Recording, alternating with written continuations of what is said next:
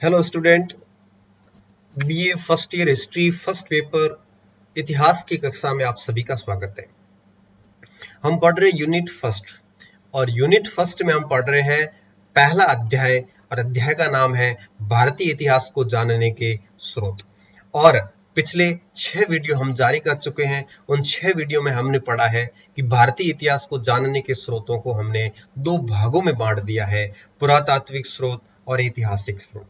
पिछले 6 वीडियो में हमने ऐतिहासिक स्रोतों पर बात की है, डिटेल से बात करी है। मैं आप सभी को सबसे पहले सजेस्ट करूंगा कि आप वो 6 वीडियो जरूर देखें। उसके बाद अगर आप ये वीडियो देखोगे तो स्टूडेंट आपको बहुत अच्छी तरीके से समझ में आएगा। इस वीडियो में आप बात करने जा रहे हैं हम पुरातात्विक स्रोतों के बारे में। पुरातात्विक स्रोत का क्या मतलब होता है? ऐसे स्रोत जो किसी पुस्तक पर नहीं हो, ऐसे स्रोत जो किसी पेन या किसी यूं कहिए कि कोई ऐसे इस प्रकार से नहीं लिखे गए हो, ऐसे स्रोत जो किसी पत्थर पर हो या कोई धातु पर लिखे गए हो या किसी मंदिर के बाहर लिखे गए हो या किसी गुफा के बाहर लिखे गए हो या किसी मुद्रा के ऊपर लिखे गए हो या किसी लेख के ऊपर, शिला या किसी स्तंभ के ऊपर लिखे गए हो, ऐसे जितने भी लेख होते हैं, इन सभी लेखों को, ऐसे जितने भी स्रोत होते हैं, इन सभी स्रोतों को हम पुरातात्विक स्रोत या पुरातात्विक सामग्री कहते हैं। स्टूडेंट, मैंने आपको बहुत अच्छे से बताया था कि पुरातात्विक सामग्री जो है ये रिलायबल सामग्री होती है, विश्वसनीय सामग्री होती है। क्यों? क्योंकि इसमें छेड़छाड़ नहीं की जा सकती, ये टूट सकता है, ये नष्ट हो सकते हैं, इसमें काट छांट संभव नहीं है, इसमें कोई मैनिपुलेटिंग संभव नहीं है। जिस तरह से ऐतिहासिक स्रोतों में छेड़छाड़ की जा सकती है, उसका गलत ट्रांसलेशन किया जा सकता है, उस तरह से इसमें नहीं किया जा सकता। यह वस्तु स्थिति उस काल की बताता है, इसलिए इनको रिलायबल प्राथमिक स्रोत भी माना जाता है। तो पुरातात्विक स्रोत जो है वो कौन कौन से हैं और किस प्रकार से हमारे को इतिहास की जानकारी देते हैं?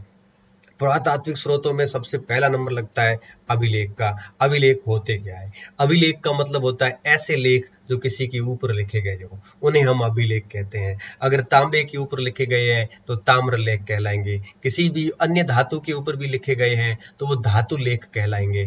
किसी भी पत्थर के ऊपर लिखे गए हैं, प्रस्तर लेख कहलाएंगे। किसी गुफा के ऊपर लिखे गए हैं, गुफा लेख या गुहा लेख कहलाएंगे। किसी मंदिर के आगे लिखे गए हैं, मंदिर लेख कहलाएंगे। किसी पिलर के ऊपर लिखे गए हैं तो स्तंभ लेख या पिलर स्क्रिप्ट कहलाएगी। तो कहने का मतलब ये है कि जिस किसी के ऊपर लिखे जाते हैं उसका नाम, अब वो लेख जो है वो अभिलेख कहलाते हैं। तो अभिलेख जो है ये जिन जिन शासकों ने लिखवाए थे, उन अभिलेखों से हमें उस काल की पूर्ण जानकारियां प्राप्त होती है। इन अभिलेखों को विश्वसनीय ऐतिहासिक स्रोत माना जाता है। अशोक से पहले, अशोक जो मौर्य शासक थे, इनसे पहले अभिलेखों का एक प्रकार से अभाव था। हमें अभिलेख नहीं प्राप्त हुए हैं। एक दो अभिलेख चंद्रगुप्त मौर्य के छोड़ दिए जाए तो उससे पहले कोई अभिलेख हमें प्राप्त नहीं होता है। तो हम यूं कह सकते हैं कि या तो उस समय अभिलेखों का प्रचलन नहीं था, या यूं कहिए कि अभिलेख राजा लिखवाते नहीं थे। तो हम ये कह सकते हैं कि अभिलेखों का प्रचलन जो है वो भारत में अशोक के बाद से शुरू होता है, मतलब अशोक से शुरू होता है। और उसके बाद से हमें काफी कुछ अभिलेख जो है वो प्राप्त हो जाते हैं। अशोक के अभिलेखों को हम अभी यहाँ नहीं पढ़ेंगे। अशोक के अभिलेखों को हम मौर्य साम्राज्य के अंदर जब अशोक का काल पढ़ेंगे उस समय डिटेल में अभिलेखों के ऊपर हम बात करेंगे। तो अशोक के अभिलेख वहां पे पढ़ेंगे। अशोक के कितने प्रकार के अभिलेख थे, लघु अभिलेख, स्तंभ लेख, शिलालेख, गुफा लेख, सभी प्रकार के अभिलेख वहां पढ़ेंगे। यहाँ आपको सिर्फ इतना जानना है कि अभिलेख क्या होता है। इसके अलावा, अशोक के अलावा भी यहाँ पे हमें बहुत सारे और भी अभिलेख मिले हैं। कुछ प्रशस्तियां भी मिली हैं। प्रशस्ति क्या होती है? प्रशस्ति होती है जो राजाओं के संबंध में हमें उनकी विजयों के, उनके जो भी दिग्विजय नीतियां थी, उनकी जो जो उपलब्धियां थी, उन सारों की जानकारी हमें जिन अभिलेखों से मिलती है उन्हें हम प्रयाग प्रशस्ति, सॉरी प्रशस्ति कहते हैं। जैसे प्रयाग प्रशस्ति हो, चाहे वो आपके एहोल प्रशस्ति हो, ऐसे बहुत सारी प्रशस्ति हमें प्राप्त होती है। अशोक के अभिलेखों के अलावा भी बहुत सारे अभिलेख मिलते हैं, चाहे रुद्र दामन का जूनागढ़ अभिलेख हो, चाहे कलिंग नरेश खारवेल का अभिलेख हो, खारवेल का अभिलेख, हाथी गुफा अभिलेख हो, चाहे वो आपके हरिशैन की प्रयाग प्रशस्ति हो जो हरिशैन ने लिखी थी, रवि कीर्ति वाली प्रशस्ति, चालुक्य वाले अभिलेख हो, ऐसे उदयगिरी गुफा के अभिलेख हो, बहुत सारे ऐसे अभिलेख है जो हमें विभिन्न भारत के विभिन्न स्थानों से प्राप्त होते हैं। इन अभिलेखों का महत्व क्या है? इन सबसे पहला महत्व ये है कि ये किसी भी राजा या काल के बारे में हमें कंप्लीट जानकारी देता है। दूसरा, ये अभिलेख हमें राज्यों की राज्य क्षेत्र सीमाओं के बारे में जानकारी देता है कि जिन जिन क्षेत्रों में अभिलेख मिले हैं तो इतिहासकार ये अनुमान लगा लेते हैं कि उस संबंधित राजा का राज्य विस्तार कितना था। जैसे जब अशोक मौर्य साम्राज्य की बात आती है तो काबुल कंधार से अभिलेख मिलना और बंगाल अभिलेख मिलना, नीचे केरल तक अभिलेख मिलना और उत्तर में नेपाल अभिलेख मिलना, तो इतिहासकारों ने राज्य विस्तार सीमा चिन्हांकित कर दी कि अफगानिस्तान से लेकर बंगाल तक और नेपाल, ऊपर नेपाल हिमालय से लेकर और नीचे हिंद महासागर तक पूरा का पूरा जो क्षेत्र है वो आपके मौर्य साम्राज्य का हिस्सा थे। तो जहां जहां अभिलेख मिलते हैं वो उस राजा की राज्य विस्तार की एक प्रकार से सीमा निर्धारित कर दी जाती है। तो अभिलेखों का एक ये भी महत्व है। अभिलेखों से राज्य की आर्थिक स्थिति के बारे में जानकारी हो जाती है। अभिलेखों के से हमें राजा की दिग्विजय नीतियां, राजा की विभिन्न प्रकार की जन कल्याणकारी नीतियों के बारे में भी जानकारी हो जाती है।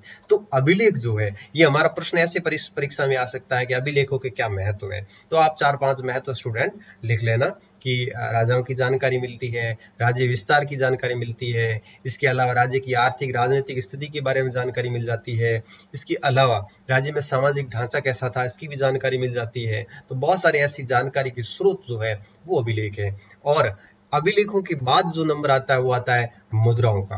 मुद्राएं इतिहास को जानने के लिए काफी मददगार है। कैसे?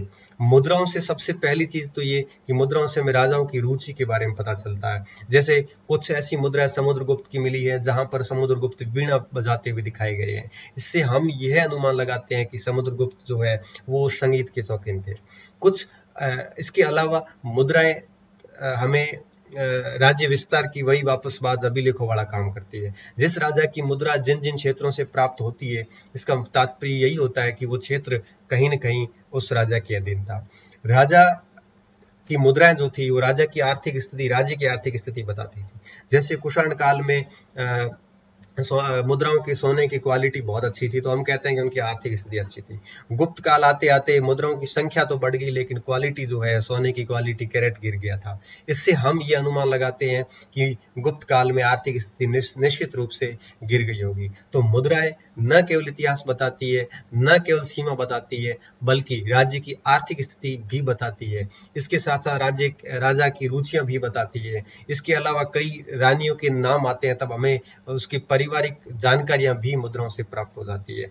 तो और मुद्राओं से हमें ये भी प्राप्त होता है कि वो कौन कौन सी चीजों से विज्ञ थे, कौन कौन सी चीजों से अनविज्ञ थे। तो मुद्राएं जो है विभिन्न प्रकार से हमें अच्छा राजा के धर्म की भी जानकारी मुद्राएं जो है वो हमें देती है। तो मुद्राओं का इतिहास में बहुत महत्वपूर्ण स्थान है। गुप्त काल में काफी मुद्राएं प्राप्त हुई है। हमारी जो पहली मुद्रा थी हमें जो प्राप्त हुई वो थी आहत मुद्रा, जिसे अपन पंचमार्क मुद्रा भी कहते हैं। पंचमार्क क्यों कहते हैं? क्योंकि उसके ऊपर एक ठप्पा था जिसके ऊपर 5 चिन्ह थे, इसलिए उसको पंचमार्क मुद्रा भी कहते हैं।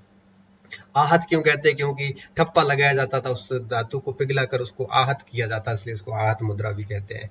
अधिकांश चांदी की मिली है, कुछ तांबे की भी मिली है। तो भारत की पहली ज्ञात मुद्रा थी वो आहत मुद्राएं थी और उसके बाद बहुत सारी मुद्राएं हमें प्राप्त हुई है। तो मुद्राएं भी इतिहास को जानने में महत्वपूर्ण भूमिका निभाती है।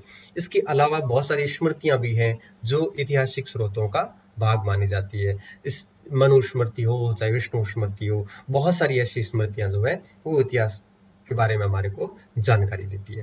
तो विद्यार्थियों, हमने इसको कंप्लीट पढ़ा कि किस प्रकार से कौन कौन से इतिहास को जानने के मुख्य मुख्य स्रोत है। आपको ये जो 6-7 वीडियो है उसके संक्षिप्त में आप नोट्स बना देना और उसके बाद उसको बढ़िया तरीके से तैयार कर लेना। अगली वीडियो में मैं बताऊंगा कि इस टॉपिक से किस प्रकार के प्रश्न हमारे परीक्षा में आ सकते हैं और उसके साथ ये टॉपिक पूरा हो जाएगा। इस यूनिट का अगला टॉपिक जो है वो अपन अगले वीडियो में उससे अगली वीडियो में लेंगे। बहुत बहुत धन्यवाद स्टूडेंट।